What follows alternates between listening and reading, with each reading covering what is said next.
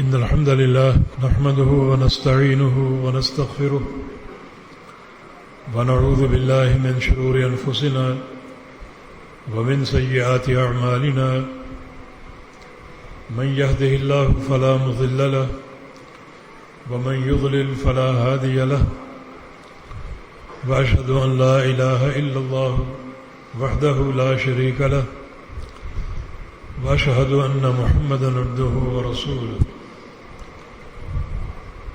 يا أيها الذين آمنوا اتقوا الله حق تقاته ولا تموتن إلا وأنتم مسلمون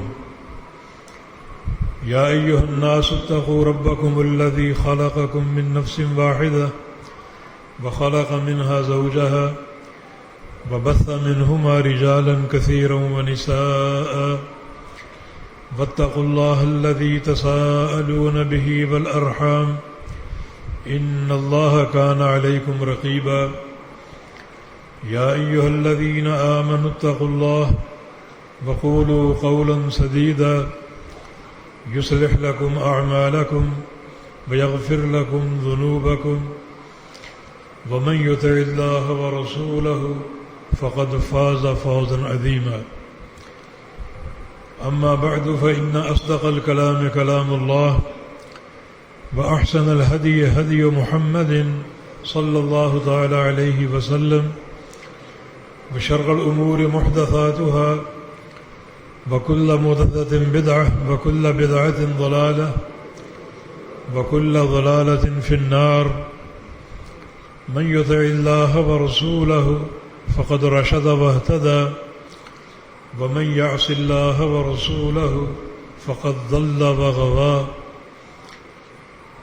اللهم صل على محمد وعلى آل محمد كما صليت على إبراهيم وعلى آل إبراهيم إنك حميد مجيد اللهم بارك على محمد وعلى آل محمد كما باركت على إبراهيم وعلى آل إبراهيم إنك حميد مجيد سبحانك لا علم لنا إلا ما علمتنا إنك أنت العليم الحكيم رب اشرح لي صدري ويسر لي أمري واحلل عقدة من لساني يفقه قولي لقد قال الله سبحانه وتعالى أعوذ بالله من الشيطان الرجيم من همزه ونفخه ونفسه بسم الله الرحمن الرحيم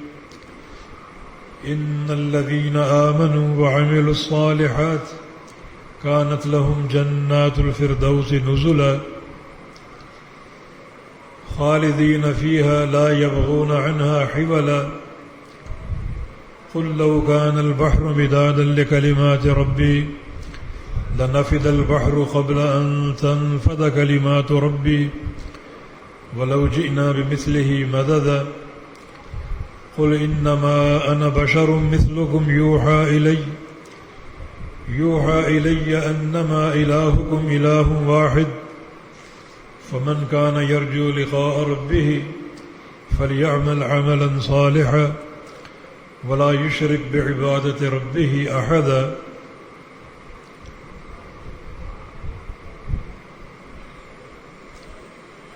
آج کے خطبہ جمعہ میں بہت سی مناسبات ہیں. یہ سال نو کا پہلا جمعہ ہے اور ہمارا اسلامی نیا سال محرم کے مہینے سے شروع ہوتا ہے.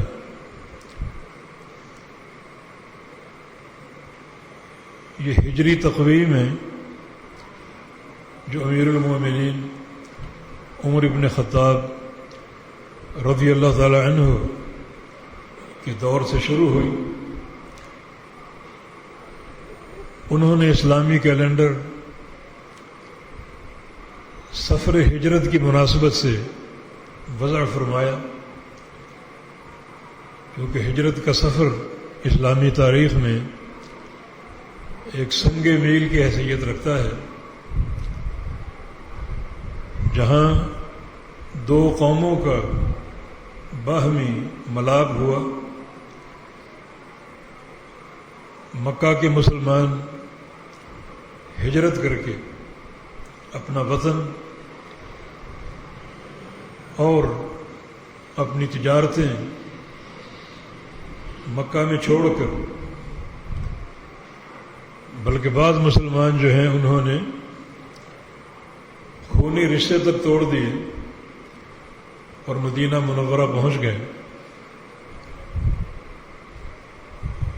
یوں ہجرت کر کے اپنے امتحان میں کامیاب ہو گئے اور پھر مدینہ کے انصار نے نصرت کا حق ادا کیا. ان آنے والوں کے لیے گھروں کے دروازے کھول دیے. اخوت اور محبت کی بڑی لازوال مثالیں ہیں.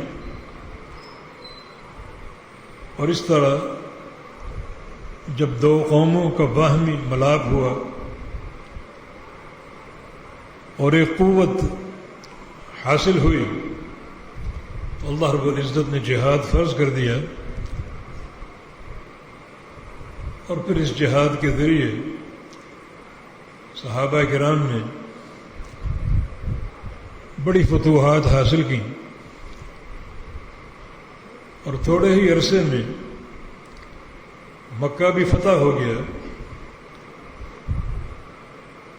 یہ فتح کی ایک عظیم مثال ہے. اور پھر دیکھتے ہی دیکھتے اسلام پھیلتا گیا اور خلفائے راشدین کے دور میں بڑی فتوحات حاصل ہوئیں.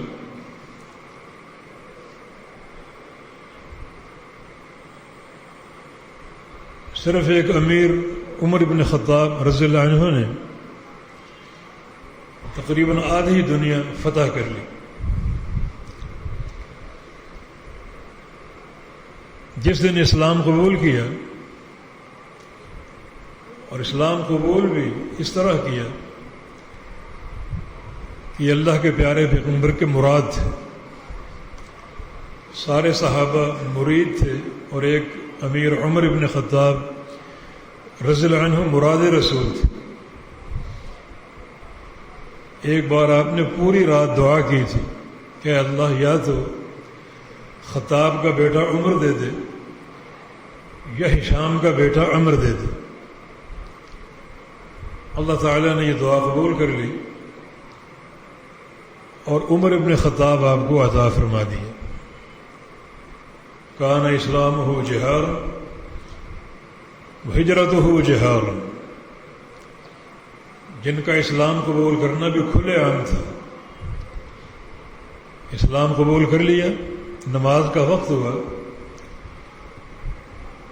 رسول اللہ صلی اللہ علیہ وسلم اور صحابہ کرام نماز کی ادائیگی کے لیے دار ارقم جانے لگے تو امیر عمر نے پوچھا کہ بیت اللہ میں کیوں نہیں؟ میں کہ عمر تمہاری قوم روکتی ہے، ظلم کرتی ہے. فوراً نیام سے تلوار نکال لی اور دار الندوہ میں جہاں مشرکین بیٹھے ہوئے تھے اپنی تلوار نکال کے للکارا کہ آج کے بعد ہم بیت اللہ میں نماز ادا کریں گے، اور اگر کسی نے اپنے بچوں کو یتیم کرنا ہے یا بیوی کو بیوہ یا ماں باپ کو بے سہارا چھوڑنا ہے تو وہ عمر کی تلوار کے سامنے آ جائے. اسلام قبول کرنا بھی اعلانیہ تھا اور ہجرت کرنا بھی اعلانیہ تھا. جس دن اسلام قبول کیا اس دن مشرکین مکہ نے کہا تھا کہ الیوم انتصف منا المسلمون، کہ آج مسلمانوں نے ہماری آدھی طاقت چھین لی. اکیلے عمر کے اسلام قبول کرنے سے گویا آدھا مکہ ہمارے ہاتھ سے نکل گیا.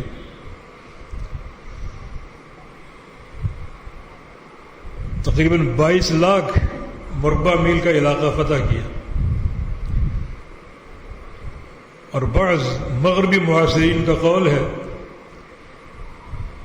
ایک عمر اور پیدا ہو جاتا تو پوری دنیا پر اسلام کا جھنڈا لہراتا۔ رسول اللہ صلی اللہ علیہ وسلم نے فرمایا تھا ان اللہ جعل الحق علی لسان عمر وقلبہ، اللہ رب العزت نے عمر کے دل پر اور زبان پر حق لکھ دیا ہے۔ ما سلک عمر فجا الا وسلک الشیطان فجا غیر فج عمر، جس گلی سے عمر گزرتا ہے شیطان وہاں سے بھاگ جاتا ہے۔ ایک بار نماز فجر کے بعد رسول اللہ صلی اللہ علیہ وسلم نے اپنا خواب بیان کیا کہ مجھے دودھ کا پیالہ دیا گیا اور پینے کو کہا گیا خواب میں نے وہ پیا اور خوب سیراب ہو گئی، حتیٰ کہ سیرابی میری انگلیوں سے ٹپک رہی تھی، مگر دودھ بچ گیا۔ میرے سامنے بہت سے میرے ساتھی بیٹھے ہوئے تھے، میں نے وہ بچا ہوا دودھ عمر ابن خطاب کو دے دیا۔ انہوں نے وہیں سے منہ لگا کر پیا جہاں سے میں نے منہ لگا کر پیا تھا۔ صحابہ نے پوچھا فما اولتہ یا رسول اللہ، یا رسول اللہ اس کی آپ نے تعبیر کیا کی؟ فرمایا کہ اولت العلم یا اولت الدین، دو طرح کے الفاظ ہیں کہ اس خواب میں دودھ سے مراد علم ہے یا دین ہے۔ گویا میرے علم کی وراثت اور علم نشر کرنے کی حقیقی جانشینی عمر ابن خطاب کو سونپی جائے گی۔ اور اس حدیث سے بعض محدثین نے یہ استنباط بھی کیا ہے کہ جو بھی علماء ہیں اور دین کے طلباء ہیں، خاص طور پہ حدیث کے طالب، وہ در حقیقت اسی پیالے سے دودھ پی رہے ہیں جس سے پیارے پیغمبر نے پیا، اپنے ہونٹوں کو اسی مقام پر لگا کر جہاں اللہ کے پیارے پیغمبر کے ہونٹ تھے۔ اور یہ ایک ہی حدیث علم کے طلباء کے لیے بہت بڑی بشارت اور سعادت ہے۔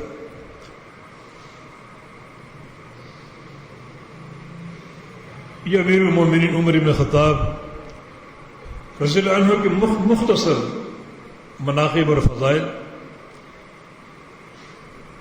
دنیا کے سب سے بڑے فاتح، سب سے بڑے کمانڈر،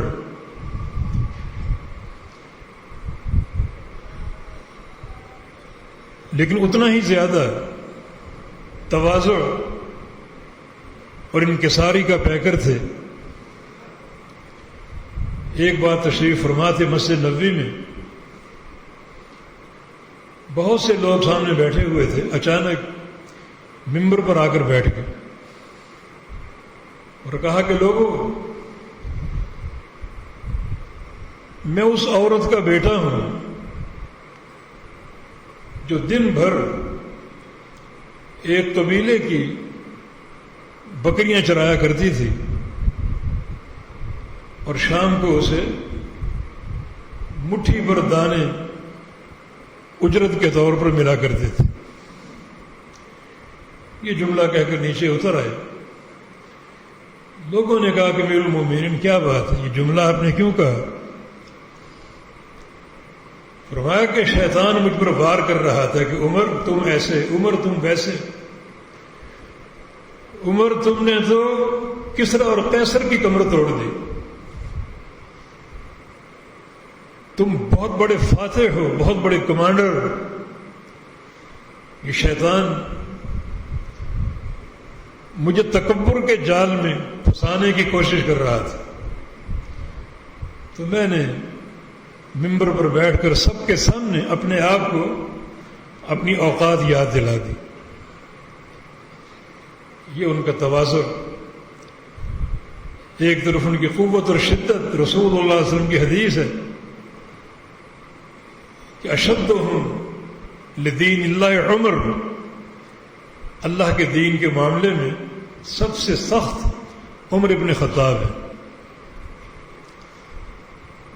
تو اس محرم میں کے آغاز سے یقیناً ان کی یادیں تازہ ہوتی ہیں کہ ہمارا یہ ہجری جو تقویم ہے، ہجرت کے سفر سے، ہجرت کی مناسبت سے اس کیلنڈر کا آغاز کیا گیا۔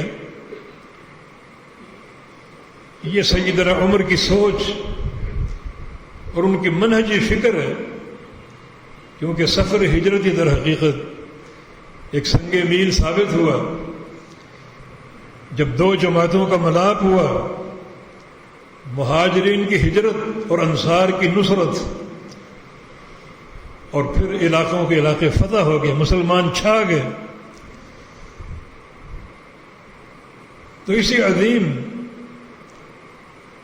منہجی موڑ کی یاد میں یہ ہماری تقویم ہے۔ محرم کا مہینہ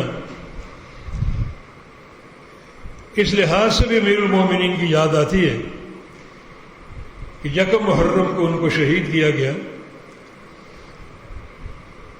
ایک مجوسی غلام ابو لؤلؤ جس نے عین نماز کی حالت میں آپ پر وار کیا، اور آپ نے جام شہادت نوش کیا، اور آپ کو شہادت کی ڈگری خود رسول اللہ صلی اللہ علیہ وسلم نے دی تھی۔ ایک بار جنگ میدان احد میں، احد پہاڑ پر آپ چڑھے ہوئے تھے، ابوبکر صدیق آپ کے ساتھ تھے، عمر بن خطاب آپ کے ساتھ تھے، عثمان غنی آپ کے ساتھ تھے۔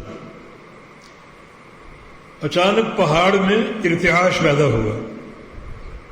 احد پہاڑ ہم سے محبت کرتے، نبی علیہ السلام کی حدیث ہے کہ ھذا احد یحبنا ونحبہ، یہ احد پہاڑ ہم سے محبت کرتا ہے اور ہم اس پہاڑ سے محبت کرتے ہیں۔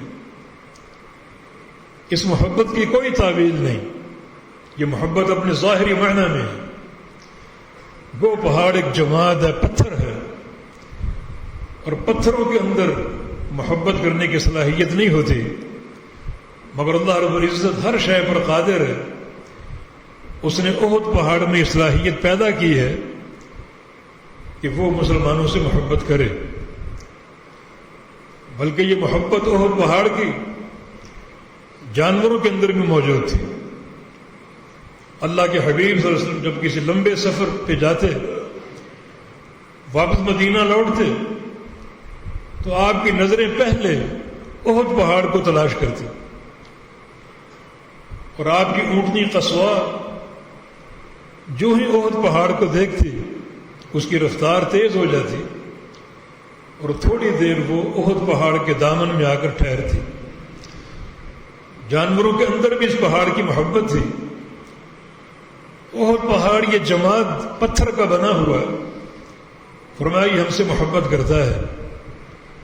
چنانچہ یہ چاروں شخصیتیں جب احد پہاڑ پر چڑھی تو اس میں حرکت پیدا ہوئی، ہلنے لگا۔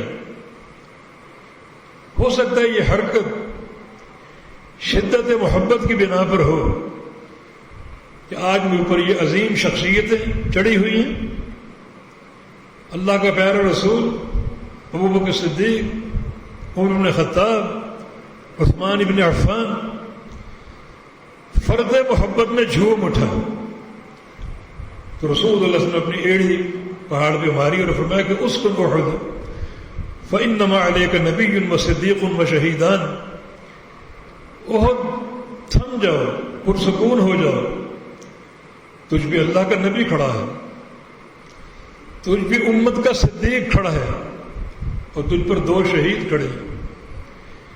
ایک شہید امیر عمر ابن خطاب اور دوسرے شہید امیر عثمان غنی رضی اللہ عنہ، تو آپ کو شہادت کی سند آپ کی زندگی میں اللہ کے پیغمبر نے عطا فرما دی تھی۔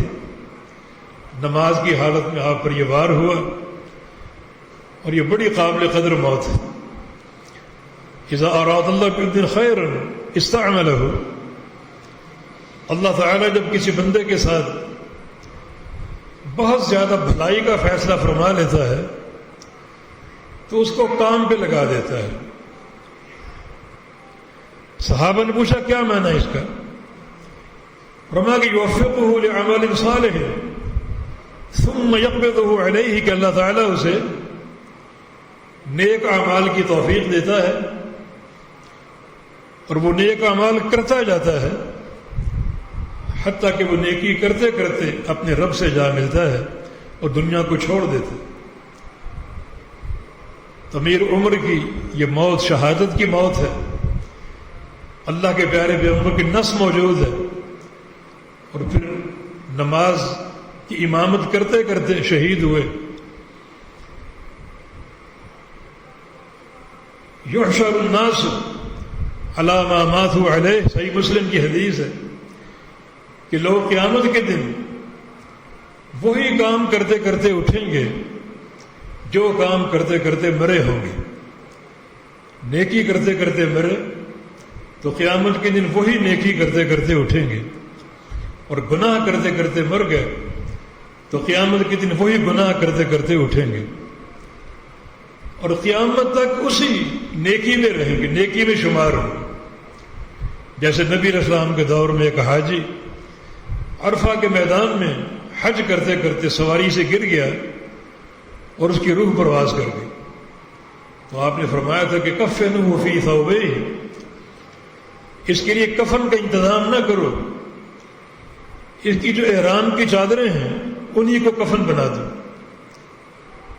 ولا تخمروا راسہ، اس کا سر نہ ڈھانپنا، حاجی کا سر ننگا ہوتا ہے، ولا تحنثوہ، خوشبو نہ لگانا، فإنه يأتي يوم القیامة ملبیا، یہ شخص قیامت کے دن تلبیہ پڑھتا ہوا اٹھے گا، دنیا نفسی نفسی پکار رہی ہوگی اور یہ لبیک اللہم لبیک پکار رہا ہوگا، تو اس کو حالت احرام میں رہنے دو، مانا قیامت تک یہ حج کرتا ہوا شمار ہو۔ تو جس نیک عمل پر امیر عمر کی موت آئی، جو اللہ تعالیٰ کی ایک دین ہے اور بہت بڑی سعادت ہے، موت تو سب کو آنی،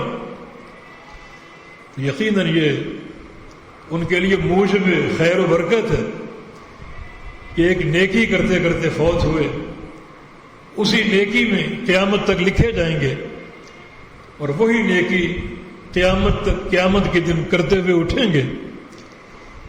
یہ امیر عمر ابن خطاب رضی اللہ عنہ،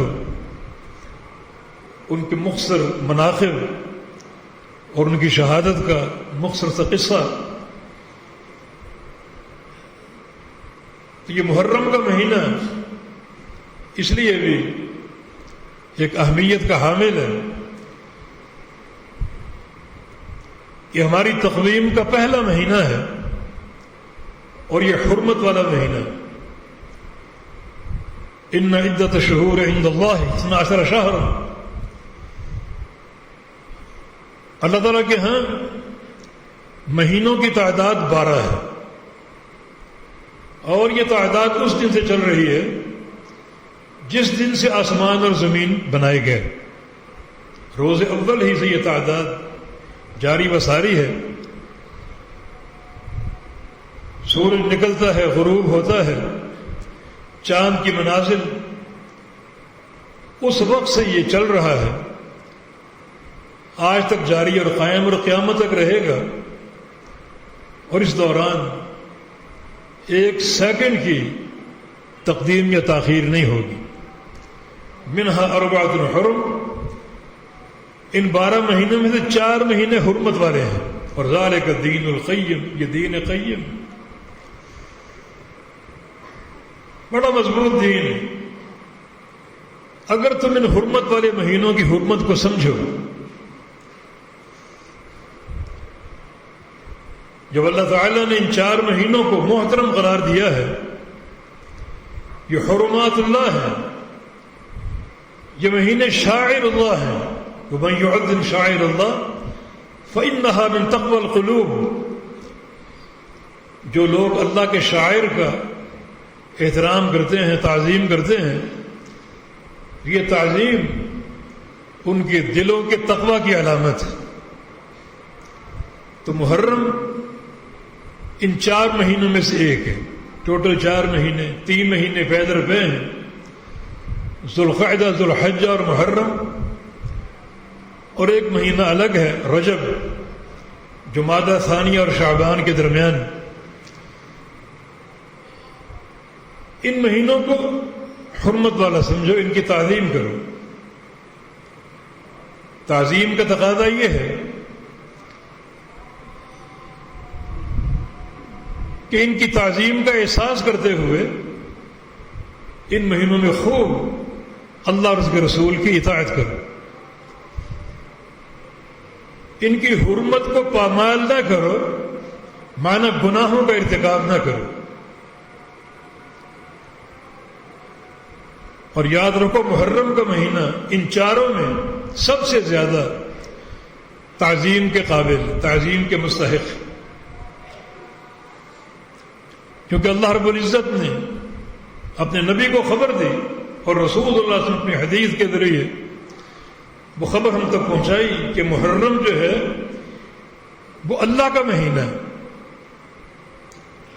چنانچہ رسول اللہ صلی اللہ علیہ وسلم کی حدیث ہے، افضل الصیام بعد رمضان صیام شہر اللہ المحرم، رمضان کے بعد سب سے افضل روزہ اللہ کے مہینے محرم کا روزہ ہے۔ یہاں 2 چیزیں بڑی صراحت سے معلوم ہوتی ہیں۔ ایک، محرم کا مہینہ اللہ کا مہینہ، سارے مہینے اللہ کے ہیں، مگر اس کو ایک خاص شرف حاصل ہے کہ جس کو خاص طور پہ شہر اللہ کہا گیا، جس میں یہ نقطہ پوشیدہ ہے کہ یہ مہینہ زیادہ تعظیم کے مستحق ہے، اس کا زیادہ احترام کیا جائے، کہ اللہ تعالیٰ نے اس کو خاص طور پہ اپنا مہینہ قرار دیا، شہر اللہ کہا گیا، تو اس کی زیادہ تعظیم کی جائے اور اس تعظیم کی نیت سے زیادہ نیکیاں کی جائیں، اور یہ کوشش کی جائے کہ اس کی حرمت کو پامال نہ کیا جائے۔ پامال کرنے سے مراد یہ کوئی گناہ نہ کیا جائے اور کسی معصیت کا ارتکاب نہ کیا جائے، جس کو آپ یوں سمجھ لیں کہ مکہ مکرمہ حرمت والا شہر ہے۔ اب مکہ مکرمہ اور بیت اللہ تعظیم کے مستحق ہے، تو کیا آپ سفر حج پر جائیں اور بیت اللہ میں، خانہ کعبہ میں، مکہ مکرمہ کی سرزمین پر گناہوں کا سوچ سکتے؟ نہیں، یہ حرمت والا شہر ہے، تو حرمت والا مہینہ بھی خصوصی تعظیم کے مستحق ہے۔ اس مہینے کسی معصیت کا ارتکاب انتہائی ظلم ہوگا جو قیامت کی تاریکیوں اور اندھیروں میں تبدیل ہو جائے گا۔ تو یہ اس محرم کی ایک شرعی حیثیت ہے، حرمت والا مہینہ ہے اور خاص طور پہ شہر اللہ ہے، تو یہ زیادہ تعظیم کے قابل اور تعظیم کے مستحق ہے کہ اس میں چن چن کر نیکیاں کی جائیں اور گناہوں سے مکمل اجتناب کیا جائے۔ اور پھر پیارے رسول صلی اللہ علیہ وسلم نے ایک نیکی کا تعین بھی کر دیا، فرمایا کہ رمضان کے بعد سب سے افضل روزہ محرم کا روزہ۔ یہ اللہ رب العزت کی خصوصی رحمت اور اس کا فضل ہے۔ اسے معلوم ہے کہ جنت کا سودا بہت مہنگا ہے، الا ان سلعۃ اللہ غالیہ، خبردار اللہ کا سودا بہت مہنگا ہے۔ لموضع صوت فی الجنت خیر من الدنیا وما فیہا، جنت کی ایک بالشت کی جگہ پوری دنیا سے قیمتی ہے، تو اس کو کیسے کما سکو گے تم؟ عمریں تمہاری 60-70 سالہ ہیں، اس چھوٹی سی عمر میں اتنا بڑا سودا کیسے خرید سکو گے؟ یہ اس کی خصوصی رحمت ہے کہ اس نے بعض دن ایسے عطا فرما دیے کہ جن دنوں کی نیکیاں بڑی عظیم الشان ہیں۔ چنانچہ محرم کی نیکیاں اگر آپ کے دل میں نیت ہو شہر محرم کی تعظیم کا، یہ اللہ کے شاعر میں سے ہے، اللہ تعالیٰ کی حرمات میں سے ہے، میں اس کی خصوصی تعظیم کروں اور چن چن کر نیکیاں کروں، تو اس نیت کے تحت یہ نیکیاں بڑی معتبر ہوں گی اور بڑی قابل قدر ہوں گی۔ مگر ایک دن کی نیکی ایسی ہے جس کی عظمت اس کا کوئی شمار ہی نہیں۔ چنانچہ رسول اللہ صلی اللہ علیہ وسلم کی حدیث ہے کہ صوم یوم عاشوراء احتسب علی اللہ ان یکفر السنۃ الماضیہ، محرم کی 10 تاریخ کا روزہ یوم عاشوراء کا۔ یوم عاشور کسے کہتے ہیں؟ یہ عاشور عربی کا لفظ ہے، یہ عشر سے ماخوذ ہے۔ عشر کا معنی 10، ہر مہینے کی 10 تاریخ کو یوم عاشور کہا جا سکتا ہے۔ جیسے یوم تاسوع ہر مہینے کی 9 تاریخ، تاسوع 9 سے ماخوذ ہے اور 9 کے معنی۔ تو محرم کا یوم عاشور جو ہے، فرمایا کہ یہ ایک روزہ گزشتہ سال کے سارے گناہوں کا کفارہ ہے، ایک دن کا روزہ، کتنا اس کا اجر ہے؟ تو آپ کہیں گے نیکی کا اجر تو محدود ہے، ہم نے لا محدود کہا ہے۔ ہاں، 1 سال کے گناہوں کا کفارہ ہے، جبکہ ذوالحج کی 9 تاریخ یوم عرفہ کا روزہ 2 سال کے گناہوں کا کفارہ ہے۔ لیکن کیا بات ہے کہ رسول اللہ صلی اللہ علیہ وسلم نے یوم عاشور کے روزے کو رمضان کے بعد سب سے افضل کہا، مانا یہ روزہ یوم عرفہ کے روزے سے بھی افضل ہے۔ یوم عرفہ میں ثواب کی تحدید ہے، 2 سال کے گناہوں کا کفارہ، لیکن یوم عاشور اس کے ایک اجر کی تحدید موجود ہے، 1 سال کے گناہوں کا کفارہ۔ لیکن اس کے بعد اور کیا کیا حاصل ہو گیا، اللہ تعالیٰ کے کیا کیا انعامات ہوں گے، کیا کیا نعمتوں کی بارش ہوگی، کیا کیا رحمتیں برسیں گی، مادی اور معنوی، ان کا کوئی ذکر ہی نہیں۔ جب ہمیں یہ بتا دیا گیا کہ رمضان کے بعد سب سے افضل روزہ یوم عاشور کا روزہ محرم کا، تو یقیناً یہ روزہ 1 سال کے گناہوں کا کفارہ بھی ہے، اور ساتھ ساتھ بہت زیادہ اللہ تعالیٰ کے احسانات، انعامات اور اس کی رحمتوں کے حصول کا موجب بھی ہے، جن کا ہم تصور نہیں کر سکتے، جن کو ہم شمار نہیں کر سکتے۔ ہاں، یوم عاشور کے ساتھ ساتھ 9 محرم کو روزہ بھی شامل کر لیجیے، اور اگر 9 کو نہ رکھ سکیں تو 10 کے بعد 11 کا 10 کا رکھنا ضرور،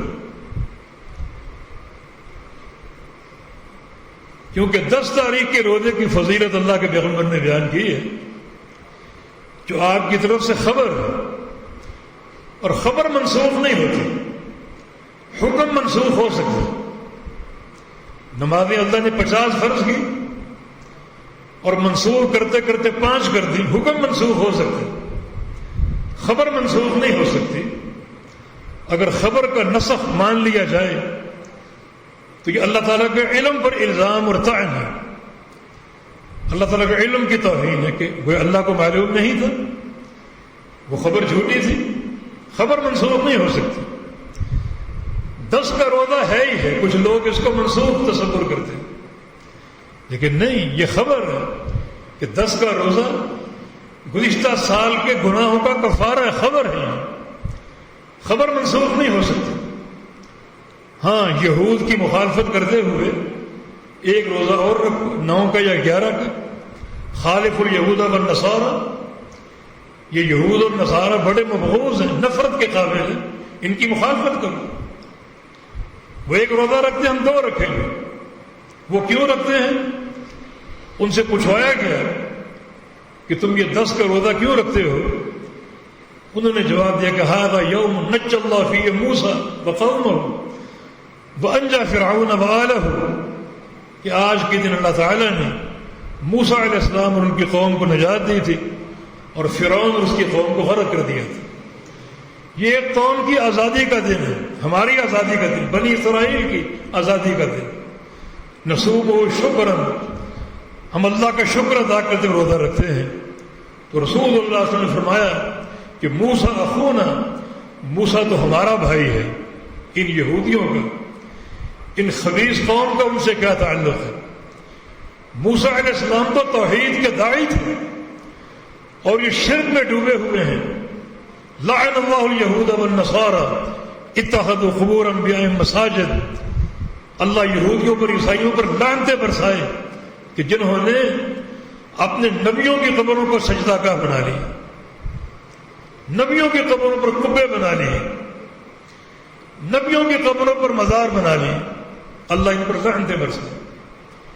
یعنی کتنا شدید غصہ ہے اللہ کے پیارے پیغمبر کو کہ ان کے لیے لعنت کی بد دعا کی۔ ایک حدیث میں قاتل اللہ کے الفاظ ہے، اللہ ان کو تباہ و برباد کر دے کہ انہوں نے نبیوں کی قبروں پر عمارتیں بنا لی، سجدے گاہ بنا لیے، قبے تعمیر کر لیے۔ ذرا مقام غور ہے کہ وہ تو انبیاء تھے اور ان کی قبروں پر قبے بنائے گئے اور ان کو رسول اللہ صلی اللہ علیہ وسلم ملعون قرار دیا، ان کی بربادی کی بد دعا کی۔ تو آج اگر ہماری قوم کو دیکھ لیا جائے، کم از کم میں ایسے کئی مزاروں کو جانتا ہوں جن میں چرسی اور بھنگیوں کو دفن کیا گیا ہے، حتیٰ کہ گدھوں کو دفن کیا گیا ہے۔ لوگ ان کو پوچھتے ہیں، ان کی عقل کا ماتم نہ کیا جائے؟ جنہوں نے نبیوں کی قبروں پر قبے بنائے، یہ اللہ کے پیارے پیغمبر کی بد دعا ہے۔ اور یہ قوم جو افیمیوں، چرسیوں، بھنگیوں اور ننگ دڑنگ لوگوں کی قبروں پر قبے بنا لیتے ہیں، سجدے کرتے ہیں، کیا ان کا عالم ہوگا؟ کس انداز کی ان کی حقارت ہوگی اور کس قدر یہ بد دعاؤں کے مستحق۔ میں کہ موسیٰ تو ہمارا بھائی، توحید کے ناطے ہم سارے انبیاء عقیدہ توحید کی بنا پر ایک دوسرے کے اللہتی بھائی ہیں، ان کا کیا تعلق ہے؟ یہ روزہ ہم رکھیں گے، لیکن چونکہ یہود بھی ایک روزہ رکھتے ہیں، ہم ان کی مخالفت کریں گے۔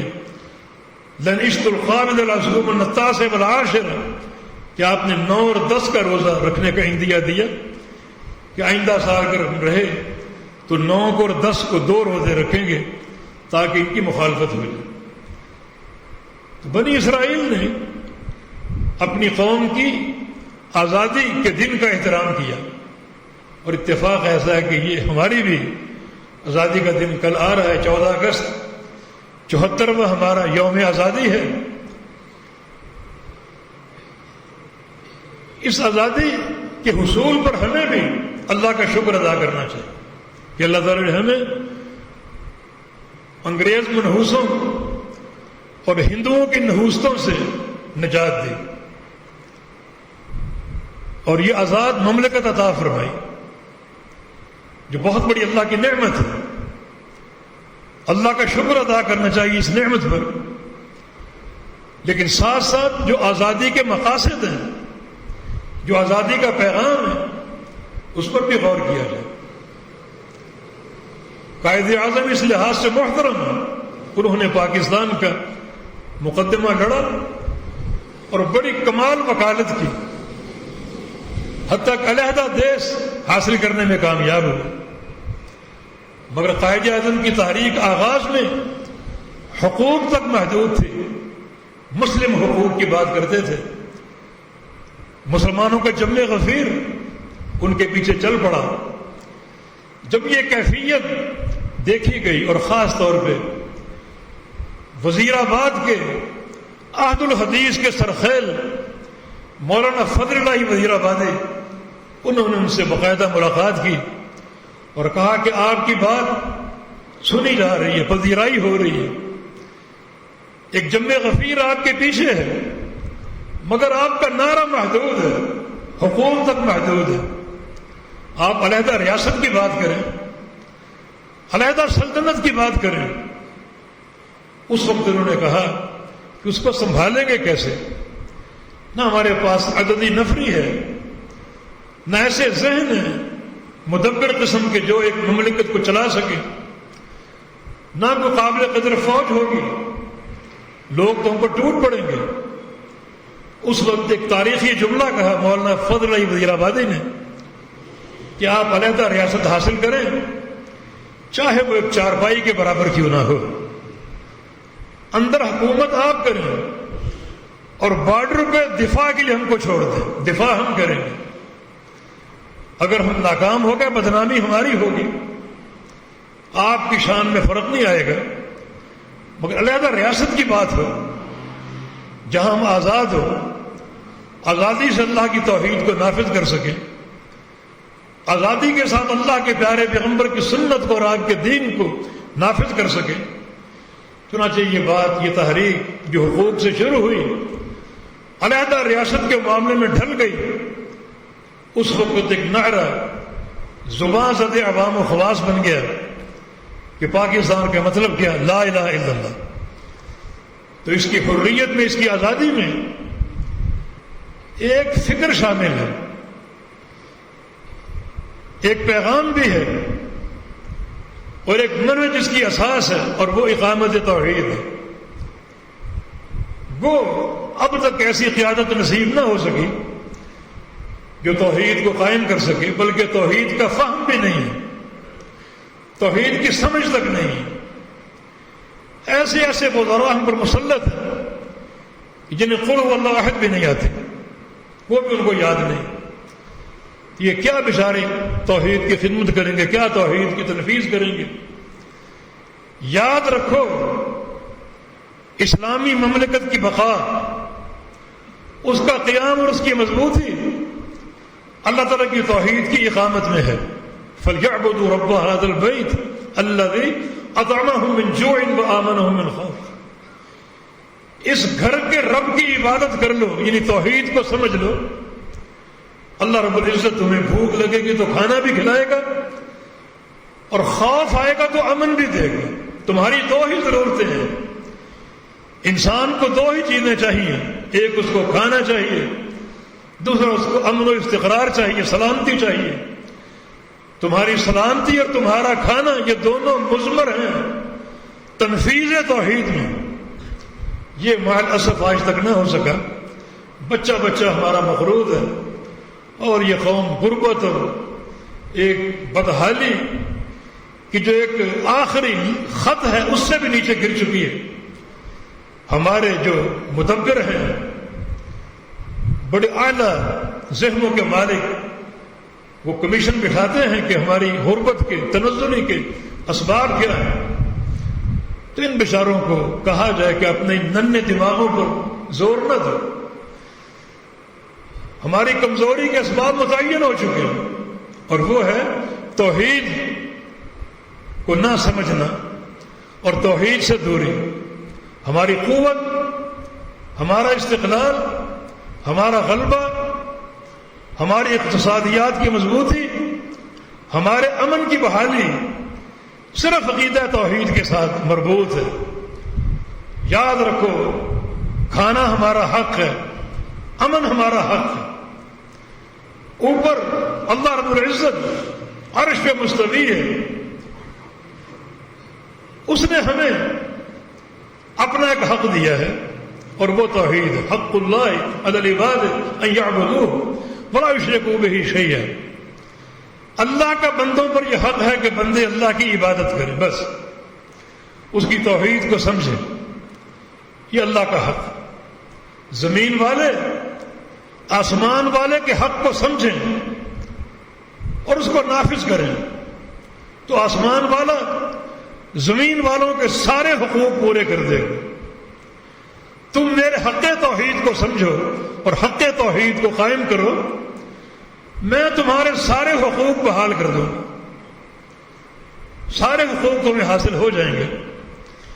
جب توحید کے بدلے جنت ہے، اور جنت سب سے بڑی نعمت ہے، یہ دنیا کے مال، دنیا کا امن و سلامتی، یہ تو بہت معمولی چیزیں ہیں۔ جب توحید پر جنت ملے گی تو دنیا کی ترقیاں اور کامیابیاں کیوں نہ ملیں گی؟ تو جو حقیقت میں اس منہج اور فکری ریاست کی بنیاد تھی، اس سے ہم کوسوں دور ہیں۔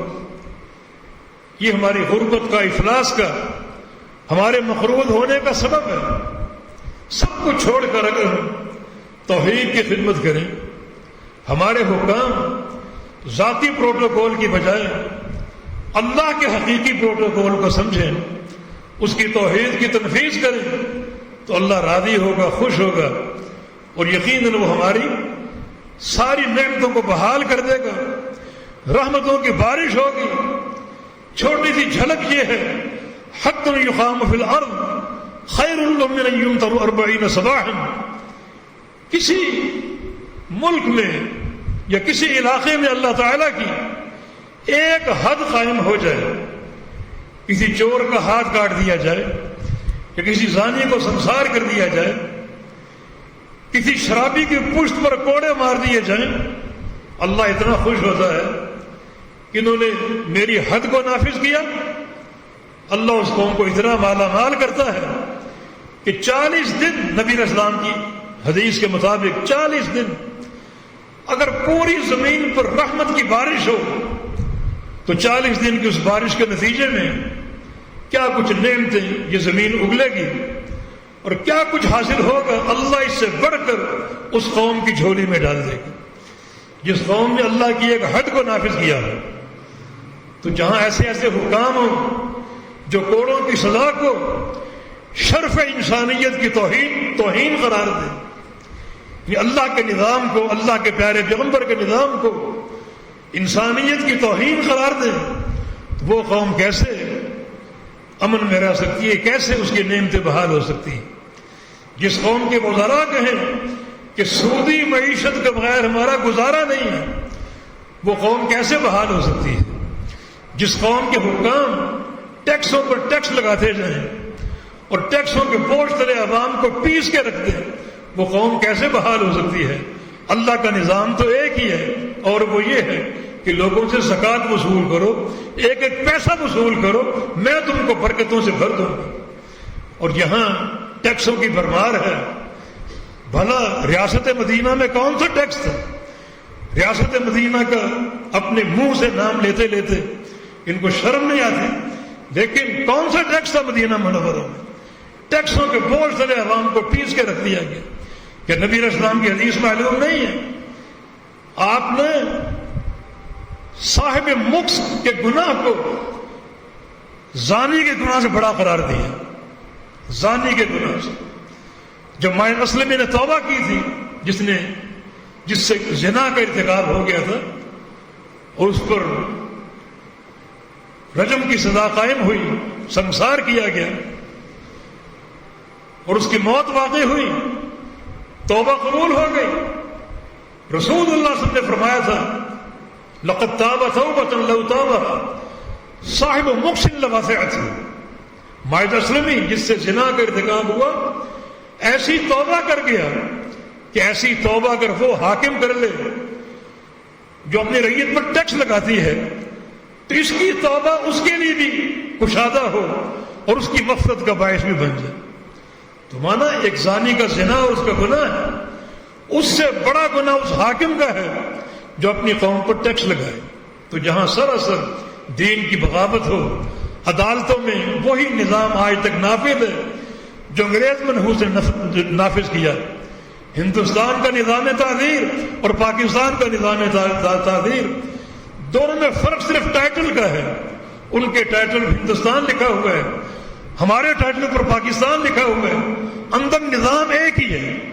نظام تعلیم میں بہت سے انحرافات ہیں، تو مقصد یہ کہ ہم آزاد تو ضرور ہوئے، ایک بڑی نعمت ہے، مگر جو آزادی کے مقاصد ہیں اور جو ان مقاصد کے ثمرات ہیں، اب تک ان سے محروم ہیں۔ 74 سال ہو گئے، نہ ہم اس مقصد کو سمجھ سکے اور نہ ہم دین کی طرف توجہ دے سکے، نہ کسی ایسی قیادت کا انتخاب کر سکے جو قیادت دین کے لیے مخلص ہو، رعیت کے لیے مخلص ہو۔ میری ان باتوں سے ہرگز نہ سمجھو کہ پاکستان سے محبت کی بات کی ہے تو یہ وطنیت ہے۔ وطنیت کو بعض لوگ بت کہتے ہیں، نہیں میرے بھائیوں، یہ بت تب ہے جب وطن کو دین پر ترجیح دی جائے اور وطن کو توحید پر ترجیح دی جائے، لیکن وطن کی محبت اب تبھی عمل ہے۔ ہر شخص کے مزاج میں، ہر شخص کی طبیعت میں اپنے گھر کی محبت ہوتی ہے، اپنے شہر کی محبت ہوتی ہے، اپنے وطن کی محبت ہوتی ہے۔ ہمیں اس وطن سے محبت ہے کیونکہ یہ توحید کی بنیاد پر حاصل ہوا۔ ہمیں اس وطن سے محبت ہے کیونکہ ہم چاہتے ہیں کہ یہاں توحید کو قائم کریں، لیکن بحمداللہ دعوت توحید کی آزادی موجود ہے۔ ہم جہاں چاہے چوکوں پر کھڑے ہو کر، چوراہوں پر کھڑے ہو کر توحید کی دعوت دے سکتے ہیں، اور یہ پاکستان میں ایک نعمت ہے، ورنہ دیگر اسلامی ممالک میں یہ بات موجود نہیں، ممکن نہیں ہے کہ آپ برسر عام توحید کی دعوت دے سکیں، کہ دین کی بات کر سکیں۔ ان کے ہاں ایک محدود سی فکر ہے، مگر ہم جب چاہیں، دن میں چاہیں، رات میں چاہیں، جہاں چاہیں توحید کا اعلان بھی کر سکتے ہیں، دعوت بھی دے سکتے ہیں۔ اس لحاظ سے یہ ملک ہمارے لیے ایک جنت کی حیثیت رکھتا ہے۔ یہاں دعوت کی روک ٹوک نہیں ہے، ہم جب چاہیں دعوت کا ایک اعلان کر سکتے ہیں اور دعوت کا محاذ کھول سکتے ہیں۔ اللہ تعالیٰ توفیق دے کہ ہم ان مقاصد کو سمجھیں جو مقاصد اس ملک کی تاسیس میں پنہاں تھے۔ نظریاتی مملکت ہے، توحید اس کی اساس ہے۔ نظریاتی حکومتیں دو ہی قائم ہوئیں، ایک مدینہ منورہ، دوسرا پاکستان۔ اللہ کے پیارے پیغمبر نے جب انصار مدینہ راتوں کو چھپ چھپ کر آپ کے ہاتھ پر بیعت کرتے تھے اور مدینہ آنے کی دعوت دیتے تھے اور شرائط نامہ پیش کرتے تھے کہ آپ جو چاہے شرطیں پیش کر دیں، ہم ساری شرطیں قبول کر لیں گے، تو رسول اللہ صلی اللہ علیہ وسلم نے فرمایا تھا میری شرط کیا ہے؟ میری شرط ایک ہی ہے، اور وہ یہ ہے ان تعبدوا ربکم، کہ ایک رب کی عبادت کرنی، بس یہ میری شرط ہے کہ توحید کو نافذ کرنا ہے۔ یہ توحید کی تنفیذ فکری طور پر مدینہ منورہ کی تاسیس میں موجود ہے، اور آج مکہ فتح ہوا، یہاں بھی اسلامی ریاست کا آغاز ہونے جا رہا ہے، تو اللہ کے پیارے پیغمبر نے کیا کیا؟ ایک عملی اقدام کیا اور ایک آرڈیننس نافذ کیا۔ عملی اقدام کیا تھا؟ آپ تلوار لے کر بیت اللہ میں داخل ہوئے اور خانہ کعبہ میں 360 بتوں کو توڑ دیا، ان کی شکلوں کو مسخ کر دیا۔ یہ آپ کا عملی اقدام تھا ریاست کے آغاز میں۔ اور آرڈیننس کا نافذ کیا، اے علی جاؤ مکہ میں جاؤ، ہر چوراہے پر، ہر گھر میں جاؤ، ما وجدت من قبر مشرف الا وسویتہ وما وجدت من تمثال الا وطمستہ، جہاں کو اونچی قبر نظر آئے اسے سطح زمین کے برابر کر دو، اور جو مورتی نظر آئے، بت نظر آئے، اس کی شکل کو مسخ کر دو۔ یہ آپ کا آرڈر تھا۔ اسلامی ریاست کا آغاز ہونے جا رہا ہے۔ آغاز امر دعوت توحید پر قائم ہوتا ہے، آغاز امر تنفیذ توحید پر قائم ہوتا ہے، جو ایک افسوسناک حقیقت ہمارے ہاں اب تک نہ ہو سکا۔ یا اللہ ہمیں ایسی قیادت عطا فرما دے جو تیری توحید کے لیے مخلص ہو، تیری توحید کی اقامت کے لیے مخلص ہو۔ اس ملک کے چپے چپے پر توحید کو قائم کر دے، اس ملک کے چپے چپے پر اپنی محبت کو قائم کرنے کی توفیق دے دے، اس ملک کے چپے چپے پر پیارے حبیب کی محبت کو اور پیارے پیغمبر کی سنت کو نافذ کرنے کی توفیق عطا فرما دے۔ اقول قولی ھذا واستغفر اللہ لی ولکم وآخر دعوانا ان الحمد للہ رب العالمین۔